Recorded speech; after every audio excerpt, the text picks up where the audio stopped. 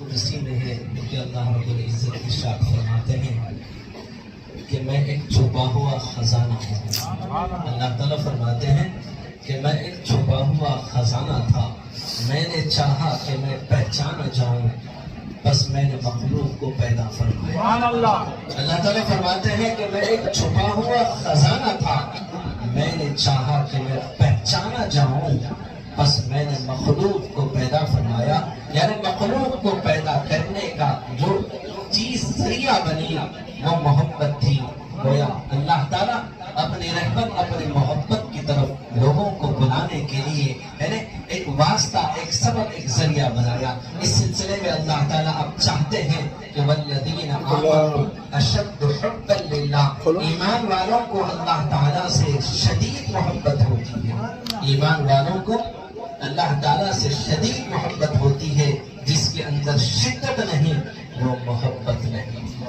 یہ میرے لیے ایسے بندے بن کر رہیں کہ ان کے دل میں میری محبت ہے، ان کے دل میں میری محبت، ان کے دل میری محبت سے لبریز ہوں، ان کے دلوں پر میری محبت چھائی ہوئی ہو، یعنی ان کے دلوں میں اللہ آیا ہوا ہو، ان کے دلوں میں اللہ سمایا ہوا ہو، ان کے دل میں اللہ آیا ہوا ہو اور ان کے دل میں اللہ سمایا ہوا ہو، بلکہ ان کے دلوں پر اللہ چھایا ہوا ہو۔ ایک تم سے کیا محبت ہو گئی، ساری دنیا سے عداوت ہو گئی۔ ایک شرابی شراب کی بوتل لے کر مسجد کے دروازے پر کھڑا ہے اور کہتا ہے یعنی آگے شراب پینے کی اجازت دے مسجد میں، ورنہ کوئی ایسی جگہ بتا دے جہاں پر خدا نہیں۔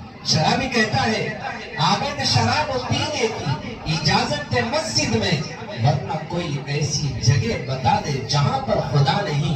عابد عبادت پہ تھا، جب عبادت سے فارغ ہوا اس شرابی کی طرف دیکھا اور کہا کہ ظالم شراب پینے کی مسجد جگہ نہیں، کافر کے دل میں جا کے پی لے وہاں پر خدا نہیں۔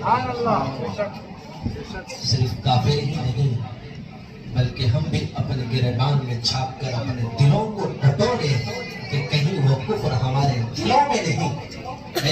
جس دل پر صرف خدا کا قبضہ ہونا چاہیے تھا، جو دل صرف اللہ تعالیٰ کی پراپرٹی ہے، جو دل صرف اللہ تعالیٰ کی ملکیت ہے، کہیں اس دل میں ہم نے ساری دنیا کو بسا تو نہیں لیا ہے۔ جب دنیا دل میں بسی ہوتی ہے تو پھر خالق کا وجود اس گھر میں کیسے آتا ہے جس میں دنیا کی محبت کی گندگی بھری ہوئی ہے۔ حضرت بایزید بستامی رحمۃ اللہ علیہ سے ملاقات کے لیے ان کا مرید چلتا ہے، چلتے چلتے 3 دن کا سفر کرتا ہے، تھکا مارا درخت کے سائے میں جب لیٹتا ہے تو اسے پرندوں کی بولی آتی تھی۔ جیسے ہی اسے تھکا ہوا تھا، درخت سے ٹیکا لگا کر سو رہا تھا، اچانک 2 پرندے آ کر ٹہنی پر بیٹھے۔ ایک پرندہ کہتا ہے کہ مسافر کہاں جا رہا ہے؟ وہ دوسرا پرندہ کہتا ہے کہ بایزید بستامی سے ملاقات کے لیے جا رہا ہے۔ تو پہلا پرندہ کہتا ہے وہ تو مر چکا ہے۔ اللہ اکبر۔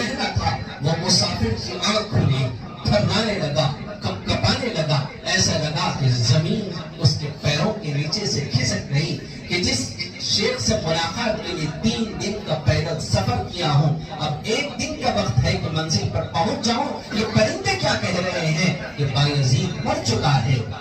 بس نیند سے بیدار ہوا، اب سوچ کے لگا کہ گھر واپس جاؤں یا شیخ کے پاس جا کر خبر پر فاتحہ دے دوں۔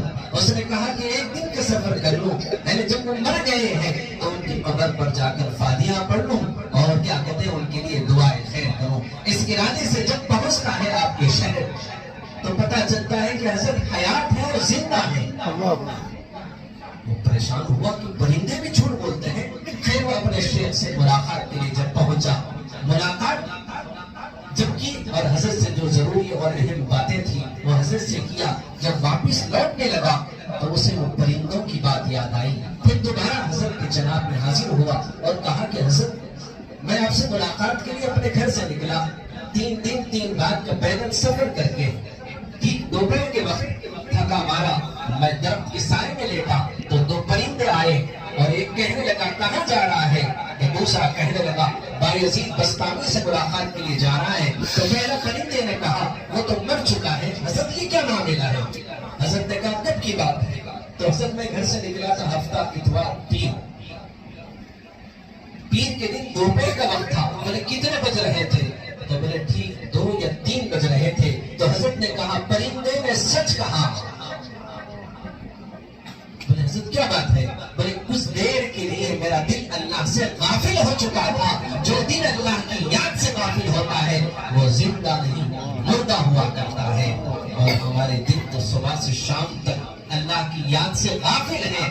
اللہ تعالیٰ ہمارے ان مردہ دلوں کو زندہ کر دے. اس دل کی اندھیری کو روشنی میں بدل دے اور اس دل کی ویرانی کو آبادی میں بدل دے. یہ دل صرف اللہ کا گھر ہے. اس گھر کا مکین وہ عرش معلیٰ پر ہے. آسمانوں پر اس کا عرش ہے جہاں بیٹھتا ہے. زمین میں ساتوں زمین میں کوئی جگہ نہیں جہاں پر وہ سما سکتا ہے. لیکن میرا رب کہتا ہے وہ مومن کا دل ہے جس میں میں سما جاتا ہوں. جب فتح موقع مکے کے موقع پر حضور صلی اللہ علیہ وسلم اپنے صحابہ کے ساتھ جب کعبۃ اللہ پہنچے اور اندر داخل ہو کر 360 بتوں سے آپ نے اس کعبے کو صاف کیا اور باہر دروازے پر آ کر آپ کھڑے رہے اور آپ کے نگاہ مصطفیٰ نظریں ادھر ادھر دوڑ رہی ہیں اور رحمت للعالمین صلی اللہ علیہ وسلم کی نظریں کسی کو تلاش کر رہی ہیں. ایک صحابی نے کہا کہ اللہ کے نبی صلی اللہ علیہ وسلم کس کو دیکھ رہے ہیں؟ آپ نے کہا کہاں ہے وہ بلال؟ تو اس وقت دوڑے ہوئے بلال رضی اللہ عنہ آپ صلی اللہ علیہ وسلم کے پاس پہنچے اور آپ صلی اللہ علیہ وسلم نے فرمایا کہ بلال کعبۃ اللہ پر کھڑا ہو کر اذان دینا.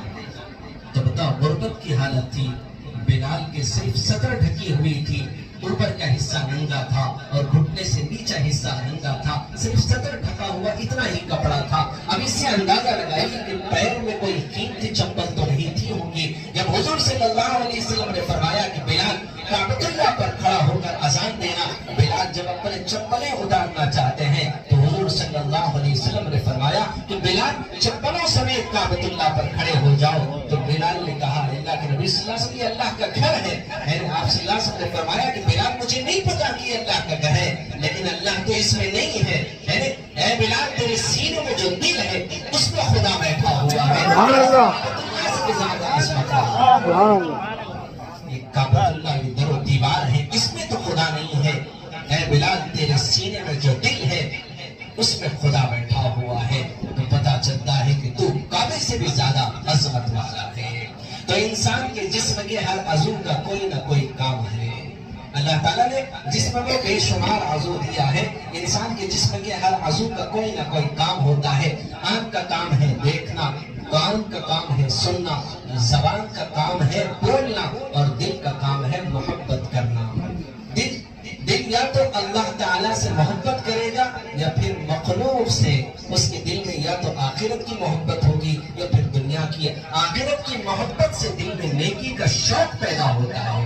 آخرت کی محبت سے دل میں نیکی کا شوق پیدا ہوتا ہے. جبکہ دنیا کی محبت کے بارے میں حدیث مبارکہ نے ارشاد فرمایا حب الدنیا رأس کل خطیئۃ.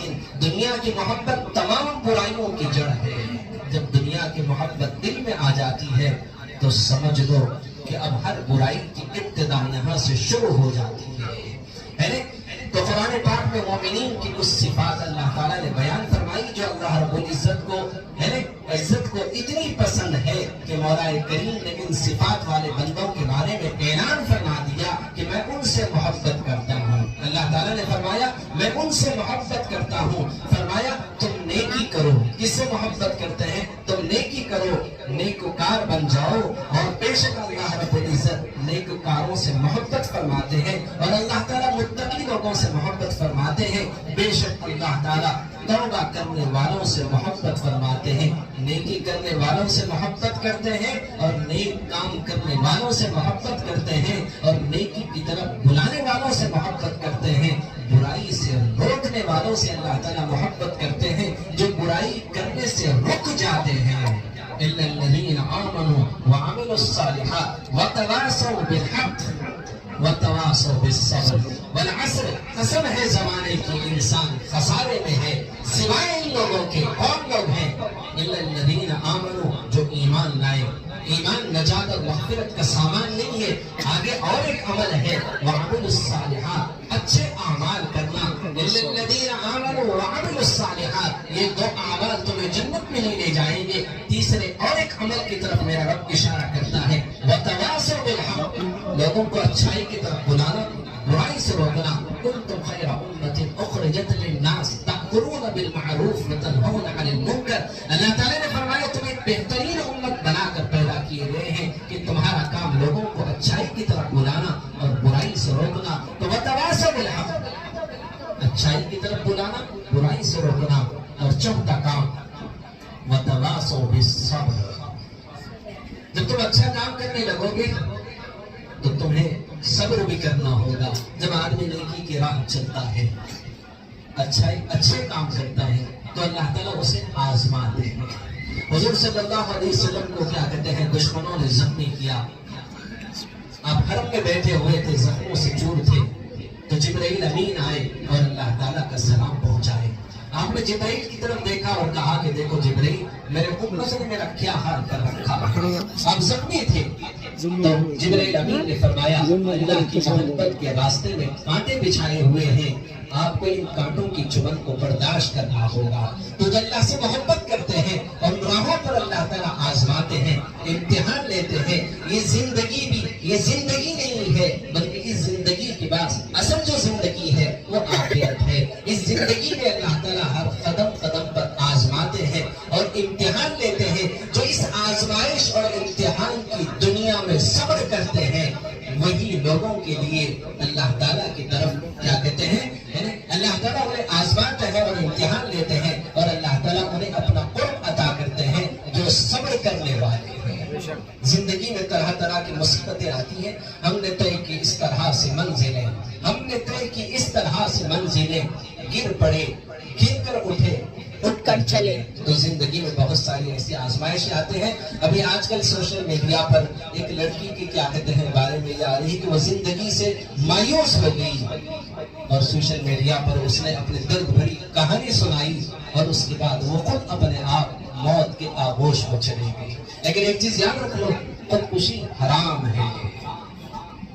آپ کی من نہیں چلے گا، آپ کی مرضی نہیں چلے گی. یہ جان اللہ کی امانت ہے اور رائی کے دانے کے برابر بھی اگر خیانت کی جائے گی تو اللہ تعالیٰ اس کو برداشت نہیں کرے گا. اور جو سب ساری زندگی کو ہمیشہ کے لیے موت کے آغوش اور موت کی نیند سلا دے، بتاؤ اس کو کہتے ہیں اپنی مرضی سے مرنے کا نام خودکشی ہے. رب کی مرضی سے مرنا، رب کی مرضی کے ساتھ جینا اور رب کی مرضی کی موت مرنا. جو رب کی محبت میں جیتا ہے اور اس کی محبت کے ساتھ جب موت کے آغوش میں جاتا ہے تو میرا رب کہتا ہے سلام قولا من رب الرحیم. اللہ تعالیٰ اسے سلامتی، اسے سلام بھیجتا ہے اور جنت کے دروازے کھول کر اس کا استقبال اور اس کا انتظار کرتا ہے.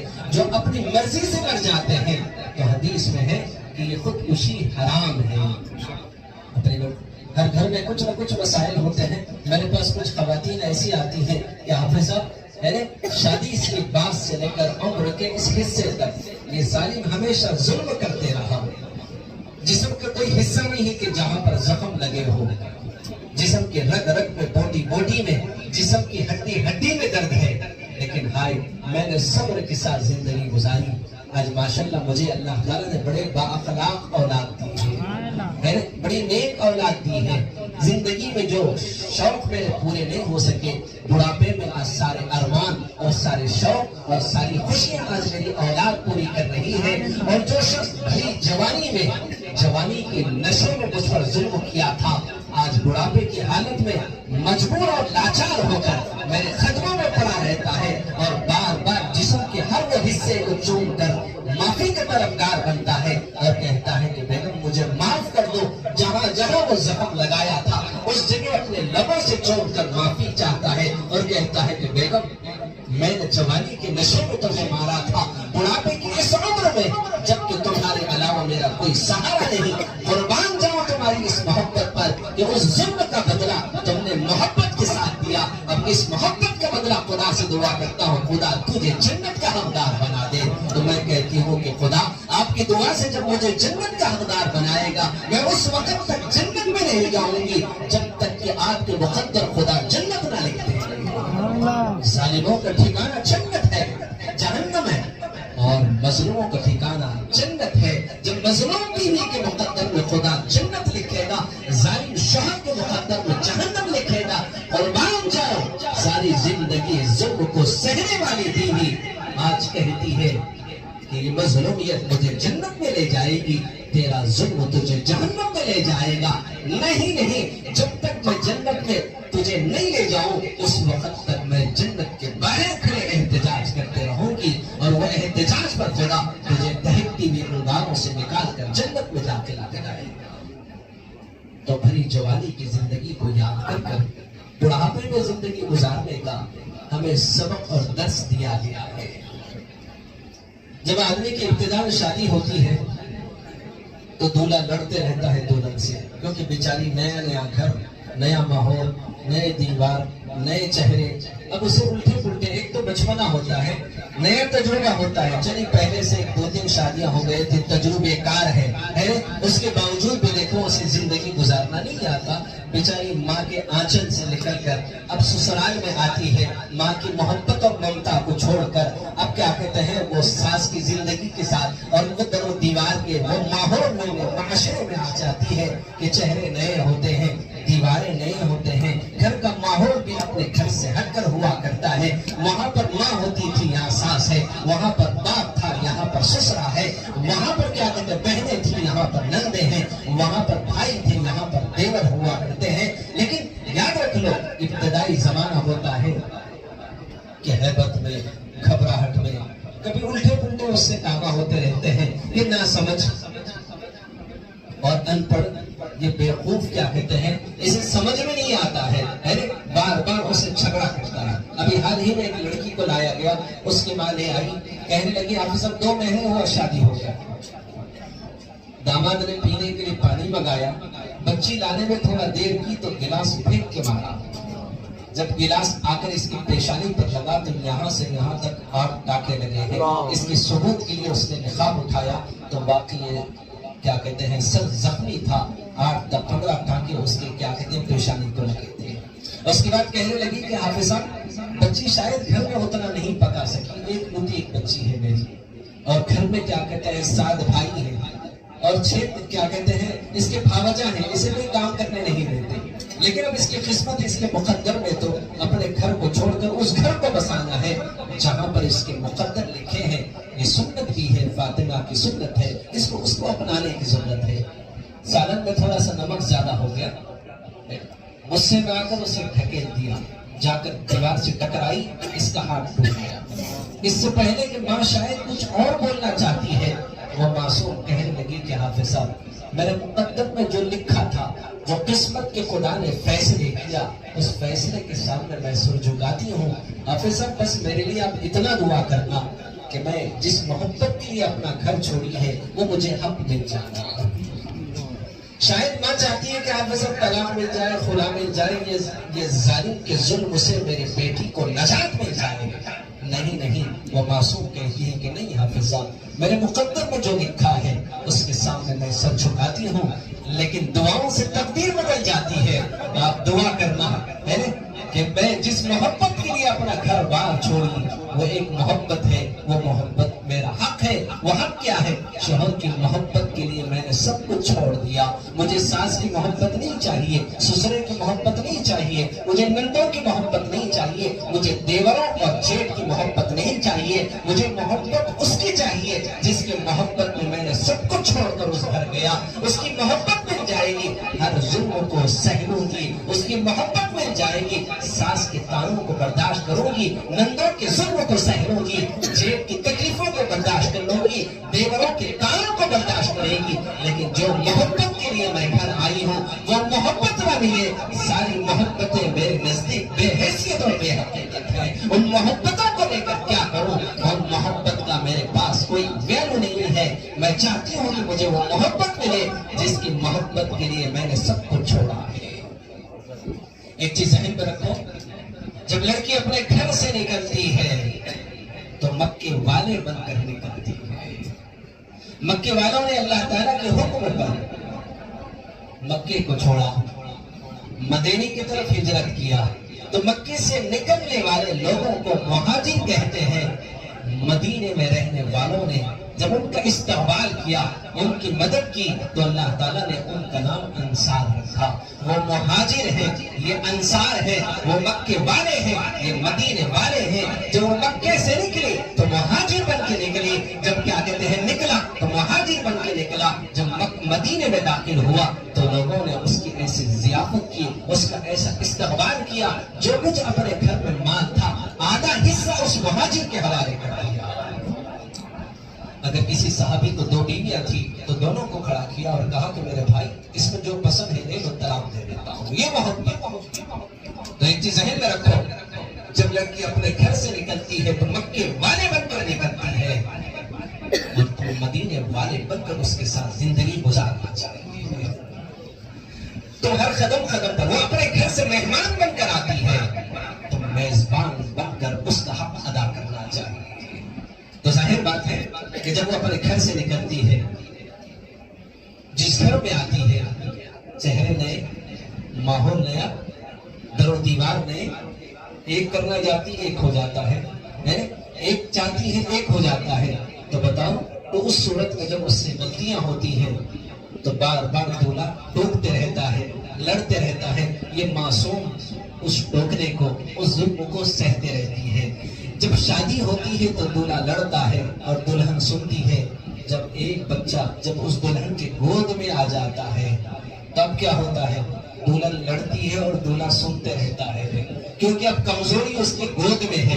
اگر زیادہ کچھ کرے تو بچہ تمہارے گود میں پھینکے گی اور سیدھا آٹو پکڑ کے گھر جائے گی۔ اب بتاؤ، تم 5 منٹ کے لیے بھی اس معصوم کو اپنے آغوش میں، اپنے گود میں بٹھا نہیں سکتے۔ بٹھا تو سکیں گے لیکن اس کو اس کی پیٹ کی آگ بجھانے کے لیے دودھ تو نہیں پلا سکیں گے۔ وہ کہیں گے رکھ لو تمہارا بچہ، جا رہی ہو ماں کے گھر۔ اب یہ دلہے کی کمزوری ہوتی ہے، اب دلہن لڑتی ہے، دولہا سنتا ہے۔ شادی ہوتے ہی دولہا لڑتا ہے، دلہن سنتی ہے۔ ایک بچہ گود میں آتے ہی ادھر ایک اونٹ کا اضافہ ہو جاتا ہے۔ اب دلہن لڑتی ہے، دولہا سنتا ہے۔ جب دونوں بڑھاپے کی عمر کو پہنچتے ہیں، دونوں لڑتے ہیں، پڑوس سنتے رہتے ہیں۔ جی خاموش بیٹھو جی، لوگ سن رہے، تو یہ چچا اور چیختے رہتے ہیں۔ ادھر سے چچا بولتے ہیں چچی ماں کو خاموش بیٹھو، تو چچی ماں بھی زور زور سے آواز پورے پڑوس کی کانوں کو کیا کہتے ہیں خراب کر دیتے ہیں۔ جب بڑھاپے کی عمر کو پہنچتے ہیں تو دونوں لڑتے ہیں اور محلے والے سنتے ہیں۔ آدمی بھری جوانی میں گدھے کی طرح کماتا ہے، جب بڑھاپے کی عمر کو پہنچتا ہے، بچے بڑے بڑے ہو جاتے ہیں، کر کچھ نہیں سکتا ہے، کتے کی طرح بھونکتا ہے۔ جب ایک عمر کو پہنچ جاتا ہے تو الو کی طرح دیکھتے بیٹھ جاتا ہے، کیونکہ سماعت کمزور ہو جاتی ہے، سننے کی طاقت نہیں ہوتی، گھر میں کیا چل رہا ہے اس سے بے خبر ہے، صرف ایسے دیکھتے بیٹھتا ہے۔ صرف شک اور شبہ کی بنیاد پر ایک دوسرے پر الجھنے لگتا ہے، کیا بول رہے تھے تم لوگ، بولو کیا بول رہے تھے، حالانکہ بولتے کچھ بھی نہیں ہے، وہ اپنے گھریلو زندگی میں مشغول ہوتے ہیں۔ لیکن بتا دو، اب اس کا حال یہ ہوتا ہے کہ سماعت کمزور ہوتی ہے، سننے کی طاقت نہیں ہوتی ہے، اب وہ الجھنے لگ جاتا ہے۔ تو جوانی میں گدھے کی طرح کماتا ہے، ایک عمر کی بات تو تین دور آتے ہیں، گدھا، کتا، الو، بس اس کی زندگی اتنی ہی ہے۔ گدھے کی طرح کمایا، کتے کی طرح بھونکتے رہا، ایک عمر کو پہنچا تو الو کی طرح دیکھتے بیٹھ گیا۔ تو کہنے کا مطلب ہے کہ زندگی اللہ کی امانت ہے، اس میں کسی قسم کی کوئی خیانت نہ ہو جائے۔ مر جانا اپنی مرضی سے حرام ہے۔ جب موت آ جائے اس حالت میں مرو کہ خدا تم سے راضی ہو اور خدا تمہارے لیے جنت کے دروازے کھول دے، کہیں ایسا نہ ہو جائے کہ تمہاری موت پر خدا ناراض ہو جائے، ہاتھوں میں ہاتھ کڑی ہے، پاؤں میں بیڑی ہو اور گلے میں توق ہو، اور خدا تمہارے لیے حکم کر دے کہ دہکتے بھی انگانے تمہارے مقدر بنا دی جائیں، مر کر بھی چین نہ پائے تو پھر کدھر جانے۔ جب ایک شخص بلڈنگ کے اوپر سے کودتا ہے، کود کے مر جاتا ہے، تو اس کا مطلب اب اس کی زندگی ختم ہوئی نہیں۔ حضرت اللہ صلی اللہ علیہ وسلم فرماتے ہیں کہ اب قیامت تک اوپر سے ایسے ہی کودتے رہے گا، مرتے رہے گا، پھر کودتے رہے گا یہاں تک کہ موت نہیں بلکہ قیامت تک ایسے ہی تڑپایا جائے گا، تو جل کر مرے گا، تو جلنے سے دنیا میں تو اس کی زندگی ختم ہو گئی، لیکن خدا آخرت میں میدان حشر میں اسے حاضر کرنے سے پہلے ایسے ہی جلائے گا، پھر زندہ کرے گا، پھر جلائے گا، پھر زندگی کیا کہتے ہیں زندہ کرے گا۔ بتاؤ اس تکلیف کو آپ کیسے سہ سکیں گے؟ اس دنیا کی مختصر سی تکلیف کو سہنا سیکھ لو۔ سسرالوں میں تو اس قسم کے حالات ہوا کرتے ہیں، جو صبر کرتے ہیں ان کی زندگی میں خوشیاں لکھ دی جاتی ہیں، جو صبر کرتے ہیں خدا ان کو مل جاتا ہے، جو صبر کرتے ہیں ان کا ٹھکانہ جنت ہوا کرتا ہے۔ بس ایک لڑکی نے کیا عمل کیا، اب جتنے بھی دکھ بھری خواتین ہیں اب سب کو کیا کرتے ہیں، اب اسی نقش قدم پر چلنے کا ایک راستہ مل گیا۔ یاد رکھ لو، وہ شیطان کے راستے پر چل کر دہکتی ہوئی انگاروں کا ایندھن نہ بننا، خودکشی حرام ہے۔ تو بہرحال کیا کہتے ہیں، ہر گھر میں کسی نہ کسی قسم پر ظلم کیا جاتا ہے، تو آپ سب سے بھی گزارش کی جاتی ہے کہ یہاں پر کتنے ساسیں ہیں جو بیٹھی ہوئی ہیں، جن کی بھویں ان کو دیکھ کر سانسیں رک جاتی ہیں، لیکن ان سانسوں کی بات نہیں کر رہا ہوں جو ساسیں یہاں محفل میں بیٹھی ہیں، ان ساسوں کی بات کر رہا ہوں جو کیا کہتے ہیں صحبت اور تربیت سے ناواقف ہونے کی وجہ سے کیا کہتے ہیں جہالت کی وجہ سے اپنے گھروں کو اپنے ہی ہاتھوں سے کیا کہتے ہیں جہنم بنا دیتے ہیں۔ لیکن یہاں بیٹھی ہوئی خواتین جو ساسیں بنی ہوئی ہیں، امید ہے کہ وہ اپنے ساسوں کے ساتھ بیٹیوں جیسا سلوک کریں گے۔ جو بھویں یہاں پر بیٹھی ہوئی ہیں وہ اپنے ساسوں کے ساتھ اپنی ماں کی اپنی بیٹیوں کی طرح سلوک کریں گے، جیسے بیٹیاں اپنے ماں کے ساتھ سلوک کرتے ہیں، ہمیں اپنے کیا کہتے ہیں ساسوں کے ساتھ ماں کی طرح سلوک کریں، اور ان ساسوں کو چاہیے کہ اپنے بہوؤں کے ساتھ کیا کہتے ہیں ماں جیسا کیا کہتے ہیں سلوک کریں، تو بیٹیوں جیسا سلوک کریں۔ تو حق تو یہی ہے۔ اور ایک کیس کیا کہتے ہیں ابھی حال ہی میں آیا کہ چاچی نے حسد جلن کی وجہ سے 2 سالہ 3 سالہ بچے کو کیا کہتے ہیں تیسری یا چوتھی منزل سے نیچے پھینک دیا، اس لیے کہ اس کا شوہر کیا کہتے ہیں اپنے بھائی کی اس بچے سے بے انتہا محبت کر رہا تھا۔ وَمِن شَرِّ حَاسِدٍ إِذَا حَسَدَ، یہ حسد کی آگ ہمیں کیا کہتے ہیں کہیں کمی نہیں رکھتی ہے، دنیا بھی ہماری تباہ ہو جاتی ہے، آخرت بھی ہماری برباد ہو جاتی ہے۔ تو یاد رکھ لو، اپنے سینوں سے حسد اور جلن کو نکال دینا۔ آج تمہیں اولاد سے محرومی ہے، کسی اور کی اولاد سے پیار کرنا سیکھ لو، وہ محبت تمہیں انشاءاللہ امید ہے ضرور صاحب اولاد بنائے گی۔ اگر تم کسی پر حسد اور کینہ کپٹ بغض رکھو گے، جو نعمتیں دوسروں کو حاصل ہیں انہیں دعائیں دو، انہیں دیکھ کر خوش ہو، امید ہے کہ اللہ تعالیٰ تمہارے گھر بھی تمہاری گود بھی اولاد جیسی نعمت سے بھر دے گا، اور جو نعمتیں اس کو حاصل ہیں اس کو دعائیں دو، وہ نعمتیں بھی امید ہے اللہ کی ذات سے آپ سب کو انشاءاللہ ضرور حاصل ہو جائے گی۔ تو اللہ تعالیٰ ہمیں کیا کہتے ہیں اپنی رحمتوں اور محبتوں کے ساتھ وہ راہیں دکھائیں جس راہ پر چلنے سے اللہ کی رحمت مل جاتی ہے، جس راہ پر چلنے سے رحمت للعالمین مل جاتے ہیں۔ اللہ تعالیٰ ہمیں اپنی رحمت اور محبت کے قریب کر دے، ہمارے سینوں کو محبتوں سے بھر دے، ہمارے سینوں کے اندر جو دل ہے اس میں سے کینہ کپٹ اور کیا کہتے ہیں نفرتیں نکال دے۔ وہ لیا آئینے میں پرتاپ نہ دیکھا سینے میں، جی ایسے لگایا جینے میں پھر لوٹ کے جانا بھول گئے۔ تکبیر تو اب بھی ہوتی ہے مسجد کی فضا میں ہے انور، جس ضرب سے دل ہل جاتے تھے وہ ضرب لگانا بھول گئے۔ آج اللہ تعالیٰ سے محبت کیسی کرنا چاہیے، اللہ سے محبت میں کیسی شدت ہونا چاہیے، یہی جذبات عشق اور محبت کے سینے میں ٹھاٹے مارتے ہوئے سمندر کی طرح ابھر رہے ہیں۔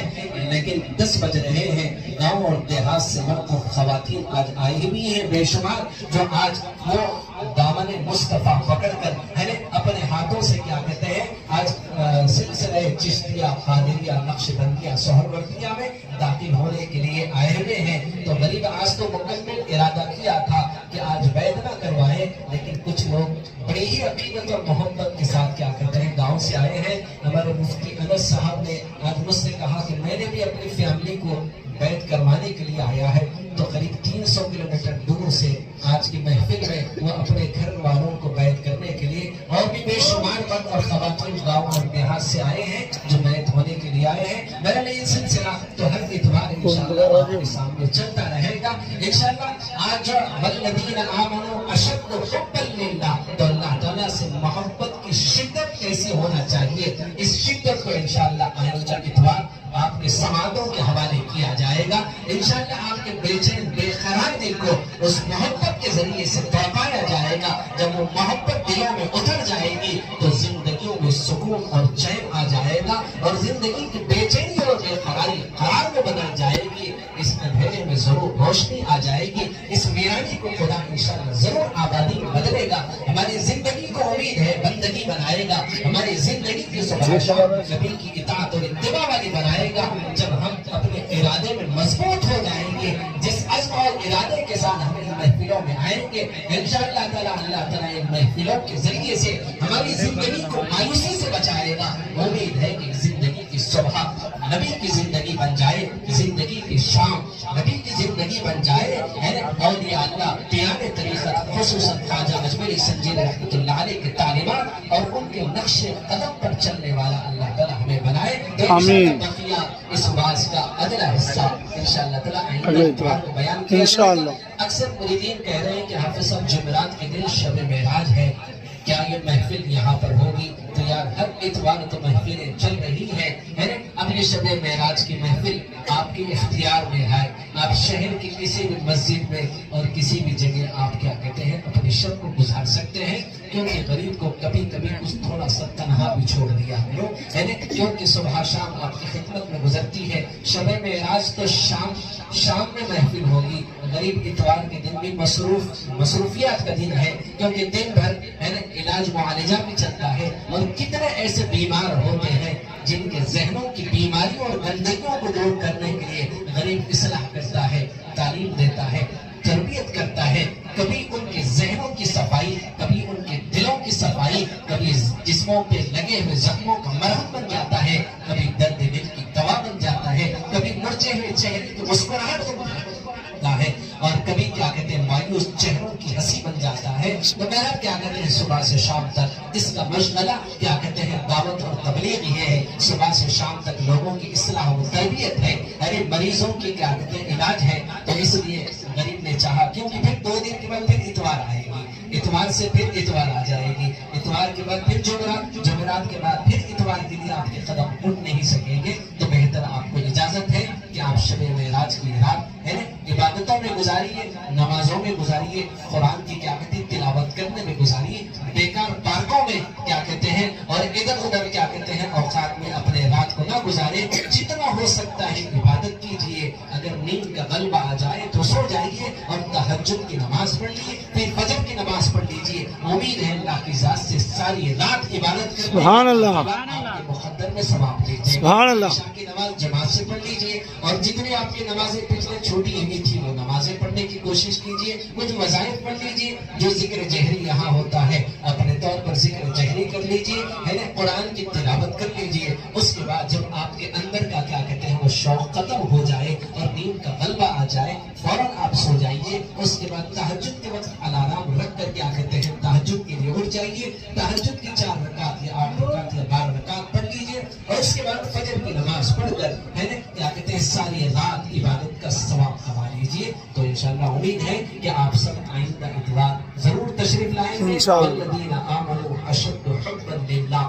اس کی حقیقت اور یہ درد اور یہ محبت, یہ عشق اور یہ کیفیت کے گھوم انشاءاللہ آئندہ اتوار کو پلائے جائیں گے. ابھی تو تھوڑا سا سیمپل کے لیے آپ کو چسکا دیا گیا ہے. انشاءاللہ آئندہ اتوار بھر بھر کے آپ کو کیا کہتے ہیں پلایا جائے گا انشاءاللہ. چلیے